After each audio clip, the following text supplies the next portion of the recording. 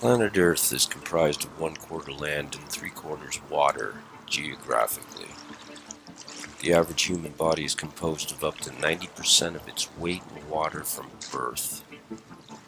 The human fetus spends 9 months approximately in utero and in water. All living creatures that have breath are born in and or from water. The Earth contains roughly 368 trillion cubic meters of water. Humans throughout history have used less than 10% of the world's water resources at any time. The average modern-day human being uses approximately 100 gallons of water a day.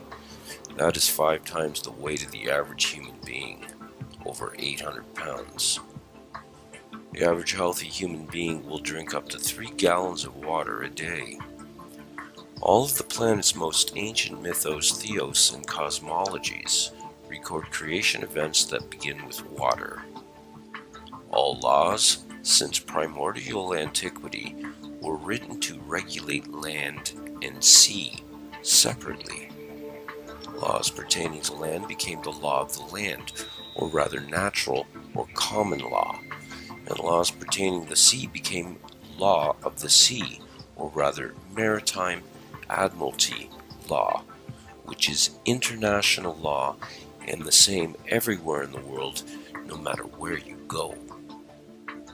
All laws since time immemorial originate from and are based upon ecclesiastical or canon law via the ancient laws and ecclesiastical right of kings.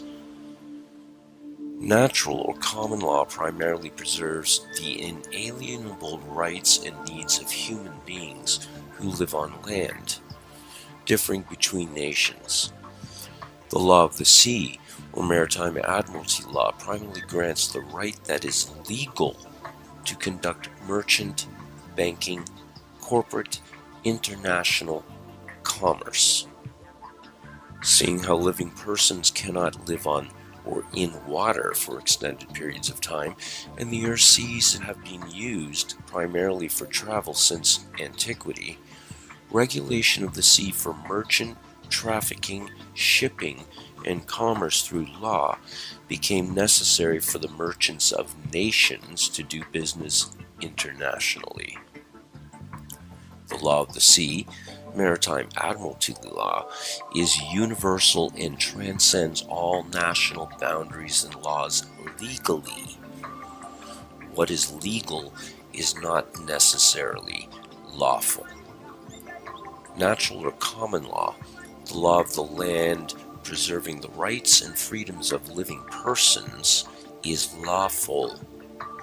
Maritime admiralty law, or UCC, Universal Commercial Code, is legal, and that legal robbery and murder. In ancient Rome, a Roman maxim law stated that he who will be deceived, let him be deceived, which means the responsibility of the deception is on the one that is deceived by it. Basically, if you get it up the hoop, or what we commonly refer to as being stiffed, shafted, that's your problem. Unbeknownst to everyone, maritime admiralty law, the international law of the high seas, came upon land like a flood and made every man, woman, and child since that time dead in the water. The word maritime comes from the Proto-Italic cognates mer, mar, mare, and mari, which all mean water. These cognates are found in words like commerce and merchant and maritime. The water that flows by currents in rivers is directed by the river banks. Water that flows in the world of maritime admiralty law is money, because money is water. Money is currency. It's liquid, as in liquid assets. Money, or monai, mono-eye, or simply one eye in maritime admiralty banking laws, is the lifeblood, the cash flow of the system of merchandising and traffic. To traverse this fictional world, there must be ships. Ships traverse water or the sea, and when they come to land, they come into a port. When you plug your electronic device into a computer, you're plugging it into a USB port, a universal serial bus port. The world of the internet is analogized with water as well. We have the deep web, and when you do live social media broadcast on the internet, you are streaming the show. When a ship pulls into the port, it comes down a canal to where there is a dock, and there the ship is tied off. The ship's captain submits to the dockmaster a manifest of birth, a license and manifest of goods and services being delivered by the ship to the dock. The dockmaster signs the manifest claiming the cargo as property now of the ward, which includes livestock. All ships are female. A woman is a ship. A man is a fabricator. A man delivers semen into a vessel. The woman bears the cargo of the semen and labors for 9 months, wherein her water breaks, and the semen in the hold come down the birth canal through a port of entry and are delivered in a hospital delivery room. According to Black's Law Dictionary, a hospital is also a bank and also a church. The woman has shipped newly birthed Admiralty maritime product, stock, livestock, cargo.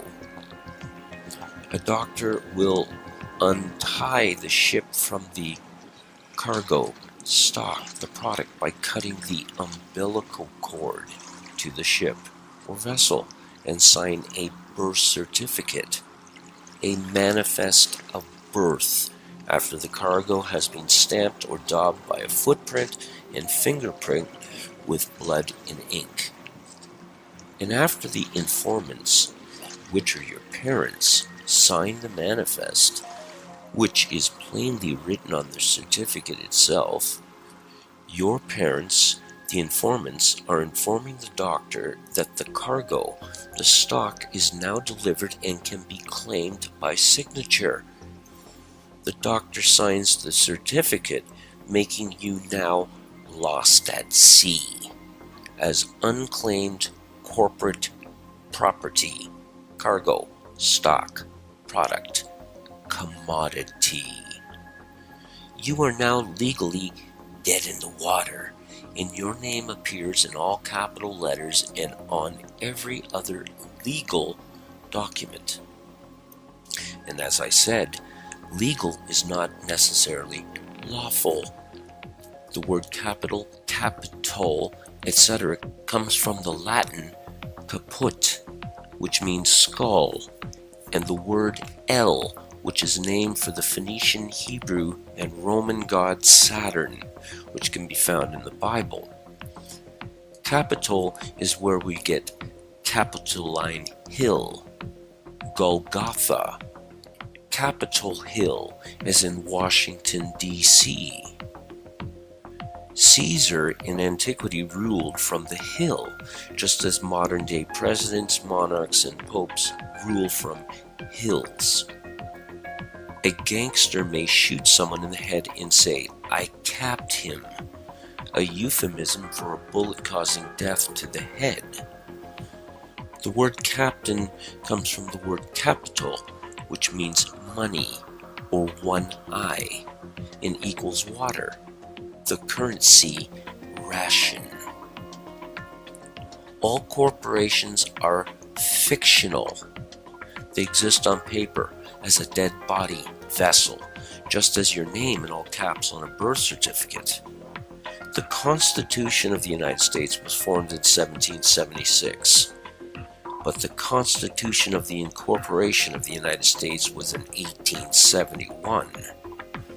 The Corporation of the United States was formed in Delaware, Maryland in 1871 and became the United States, Inc. All citizens of US Inc. have a license to work for US Inc. They are employees. All corporations must have three things: a president, a vice president, and a secretary-treasurer. Everything in the world of merchant corporate banking law revolves around ships, as ships are carried by the water, which is the current sea, and all corporations are ships. If you want to have a car, you must have an ownership. If you want to be a citizen of a nation or country, you must get a citizenship. If you go into business with someone, you enter a partnership. If you want to learn a trade, you may enter an apprenticeship. Want to go to college and get your degree? Get a scholarship. Want to go buy a new car? You go down to the dealership. If you are traveling by car, you may enter a township before you enter the very town. When a man and woman get married, and the word invokes maritime admiralty law, they enter a business contract and obtain a marriage license to do business as a partnership. If you go to a church, which means a bank according to Black's law, you are going to a place of worship. Everything is a vessel, a fictional ship created out of thin air on paper in the sea of corporate commercial banking laws and pirates of the high seas. A person, according to Black's Law Dictionary, is a monster. According to canon law, Goyim, translated from the Hebrew to mean nations, cattle, chattel, animals, beasts, non-human according to rabbinical sources which are authoritative, in ecclesiastical or canon law which includes Talmudic rulings. Goyim have no rights. Admiral or admiralty laws apply to the authority of the captain, who is the admiral of the ship. The captain, or rather the admiral, who has absolute power and control of the ship, can make up the rules as he goes along. The word admiral comes from the cognates admire, and the Phoenician Hebrew Roman name of deity, Saturn El. Wherever there is a crown, you had better admire and have admiration for the king who is the captain, commander-in-chief, or else.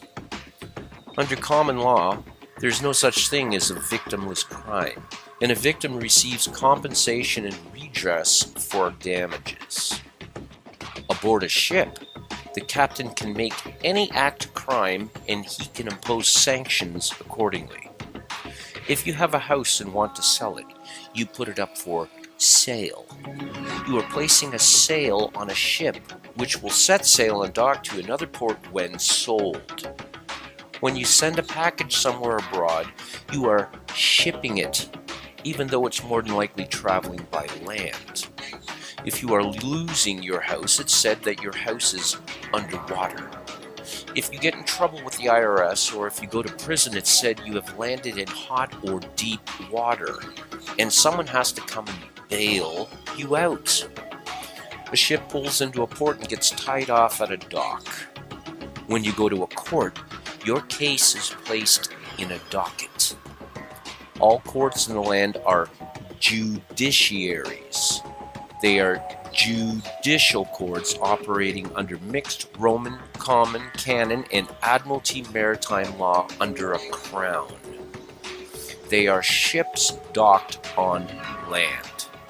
This, according to the Judiciary Act of 1789 passed by Congress, which made all district courts admiralty courts having maritime admiralty jurisdiction. The United States of America and the United States are two different entities. One is a corporation, the other employees of the corporation. The United States of America never ever did win its independence from the Crown in the Revolutionary War. The Charter of Virginia of 1606 granted colonists a license to settle and colonize America by the King. The Treaty of 1783, after Cornwallis surrendered to Washington at Yorktown, completely contradicts and negates the generally assumed and taught notion that America won its independence from Britain. The first article of the Treaty of 1783 relinquishes all claims to America except for the continued tribute to the King under the Charter of Virginia of 1606. The charter was invoked by King James I, who gave you the King James Bible, and it states in Section 9 of the charter, and I quote, "Yielding therefore to us, our heirs and successors, the 5th part of all the same gold and silver, and the 15th part of all the same copper, so to be gotten or had, as is aforesaid, without any other manner or profit or account, to be given or yielded to us, our heirs or successors." The Revolutionary War was over in 1781, but the Treaty of 1783 was signed 3 years later, which means the war was not over, nor was it won. The Treaty of 1783 upheld the tribute to the King's venture by the colonists, which means America remains to this day a British colony that pays tribute to the Crown, as imposed by the Charter of 1606. America was conquered. Liberty is not freedom. A sailor on a ship gets liberty when he's allowed to have a short leave from the vessel when the ship pulls into port. A dog has liberty on a leash when you take him for a walk. A prisoner gets liberty when he's allowed out of the cell into the courtyard for a few hours while under the careful watch of snipers. Liberty is a license. It is a privilege allowed by a ruler, owner, king, etc. to a subject of the same. America never has been the land of the free at any time. It's the land of liberty on the leash of the Crown. In the year 1106, the judgments or rules of Oleron were first implemented by Eleanor of Aquitaine, after her return from the Second Crusade, having accompanied her first husband, King Louis VII. These were codified maritime admiralty laws that were supposed to protect the Crusaders' estates and titles while they went and fought the Crusades. This was based on the Greek maritime law of Rhodes of 900 BC called Lex Rhodia, which in turn came from the mariner laws codified ecclesiastically by the Phoenicians, who began their merchant mariner empire in 1586, lasting 1,000 years. In the year 1666, a great fire broke out in London while the Black Plague was ravaging Europe. The fire was intentionally set in Pudding Lane, as some historians believe, to clear out the slums to make way for what would eventually be the City of London. Parliament, behind closed doors in secret, invoked the Sestuacav Act of 1540, enacted by the then King Henry VIII, reworked and instated by Charles I of the time. Sestuacav, from the Old French into English, means "this killed that life." This made all men, women, and children presumed and assumed dead, and a trust set up. According to Black's Law Dictionary, Sestuacav means the person whose life measures the duration of a trust, gift, estate, or insurance contract. The life of a trust is 7 years under the law of limited liability. This act is most diabolically evil because it killed everyone and gave them 7 years to claim back their lives. The fires of 1666 also created the only parcel of land on the planet that does not have a title deed. the Golden Mile, the City of London, which is a corporation having its own flag, its own constitution and laws, its own defense and police forces. The Golden Square Mile holds the Bank of England, the London Metal Exchange, Fleet Street, FTSE Stock Exchange, the Royal Mint, and the Old Bailey Courthouse. The United States channels billions yearly to the Bank of England to pay the Crown's tribute.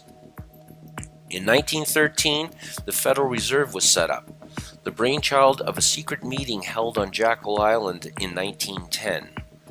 As United States Inc.'s debt soared well above the estimated gold reserves the corporation in the U.S. held as a standard for the dollar, the Federal Reserve Act was passed on Christmas Eve while Congress is away, giving the power for a foreign corporate entity to print fiat and collect interest on monies created from thin air. A bank does not loan you money. That's illegal. A bank gives you credit, which is legal, but not necessarily lawful. In 1917, the Balfour Declaration was introduced, paving the way for the establishment of the State of Israel in 1948. The Bolshevik Revolution broke out in Russia that was funded and began by Wall Street bankers such as Jacob Schiff and J.P. Morgan. That same year, Woodrow Wilson signed in the War Powers Act that basically stated that the U.S. was stopping all trade with the enemy except for those whom are granted a license, which excluded Americans. Licenses began to be issued in 1933. In 1933, the U.S. had reached Section 11 bankruptcy. President Roosevelt amended the War Powers Act of 1917 and declared all U.S. citizens as enemies of the state. There was a declared national emergency on March 9th, with an emergency act being passed placing all power, property, and resources of the U.S. into the hands of the President under martial law that has continued ever since. This is renewed yearly by executive order. The Federal Reserve began to print fiat money. The all-seeing eye was placed on the dollar bill. All men, women, and children born ever since arrive as collateral for U.S. Inc.'s debt, as slaves and enemies of the state. The balance of debt versus collateral is determined through illegal wars for profit, where the debt versus collateral is balanced, or rather the herd of slaves is thinned out. What all this means, ladies and gentlemen, is you are all slaves and cannon fodder for the nations you are in and who are subservient to the rulers running them. You have been turned into collateral for national debts. Consider this when hearing about the imminent collapse of the economy soon to take place. When debts cannot be paid, you are said to be in deep water, and those in deep water usually drown. Shylock, according to Shakespeare, asked for a pound of flesh to pay the bill. The owners of U.S. Inc. demand the same according to Admiralty maritime statutes you are all under. The sun never did set on the Roman Empire, and Rome is just as alive today as it was a couple thousand years ago. You are all owned property and subservient to a crown, whether you like it or not. You are all considered dead and unclaimed by the crown, who laid claim and made you their bitch. You cannot, nor are you allowed to speak for yourself, as dead persons cannot speak, and is why you need a lawyer to speak for you in a court. The dead have no rights.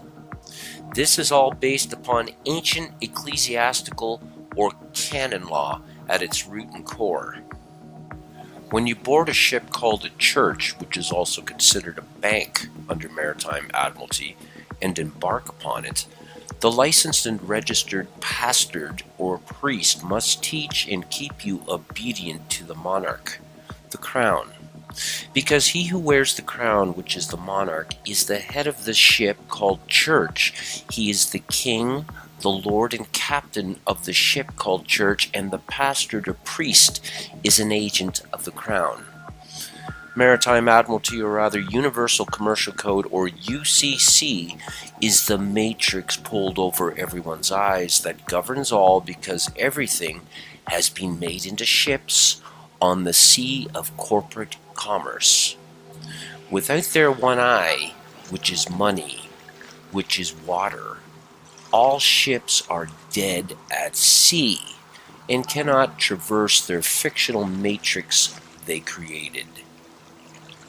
It's now high time for a concerted universal mutiny.